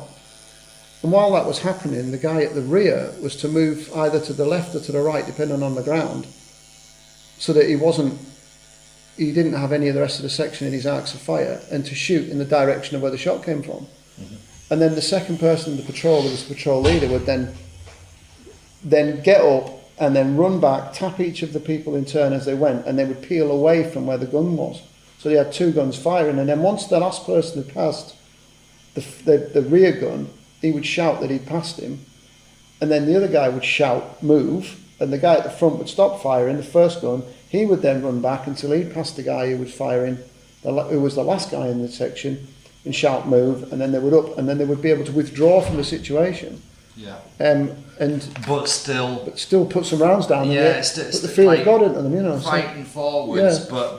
but retreating because you're not there for a gun war. Yeah. You're there to preserve yourselves, or else you can't. It's not about like it's the opposite of the military. Absolutely, It's in a sense, especially when you've only got two guns and you don't know how many guns they've got. Yeah, it was, and so we drilled that and drilled it, and then I got invited back. We want that tactic as our main way of operating. Yeah. So we came back, developed another program, and we put that into action. And we took it out on the ground. And we practiced it more, and they've used it in anger now, and it's working. So it's really nice that I've been able to do something for them to enable them to stay safe and to come back. Yeah. From where they are. I mean, the other stuff that we do, it's not all about guns and running around the jungle, making lots of noise and breaking things. We do about securing a crime scene, gathering evidence, maintaining the chain of evidence so that you can make an arrest. There's a lot of human rights stuff. There's a bit of like investigative stuff Yeah, goes on yeah. where obviously like if someone's Yeah. like killed a rhino and took a horn, you're now looking for the person who did this Yeah. and where that horn might pop up for sale. So like Yeah, understanding it. yeah, So all of and that. understanding the Yeah. market for it and Yeah. everything. So have you ever been shot? I've not been shot. No, I've been shot at, but Yeah. I've not been shot. My ego will tell you that I'm good, but my inner self will tell you that I'm lucky. Aye. Yeah, It's a combination of the both, isn't it? It's yeah. It's a you know, you create your own luck, don't you? So You do. Yeah, I mean, some of the closest calls I've had have not been nothing to do with weapons, and they've been nothing to do with. Yeah, Africa itself is trying to kill you. The country is brutal. The country itself is just brutal. Everything from the ants to certain elements of the population. You just feel, I got stung by an African hornet on my knee, and my leg went up like a football. And I was quite quick in getting some antihistamine cream on it and taking some antihistamines myself.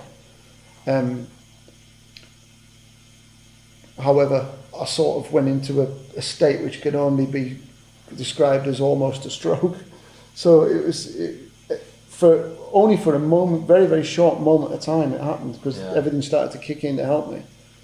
Yet, had I not known what it was that stung me, had I not known how to treat it very, very quickly, literally, it stung me, I grabbed hold of it, crushed it in my hand because it was stuck to me, like pulled it out, threw it to one side and went straight into my IFAC, my individual first aid kit, got out what I needed and treated myself there and then.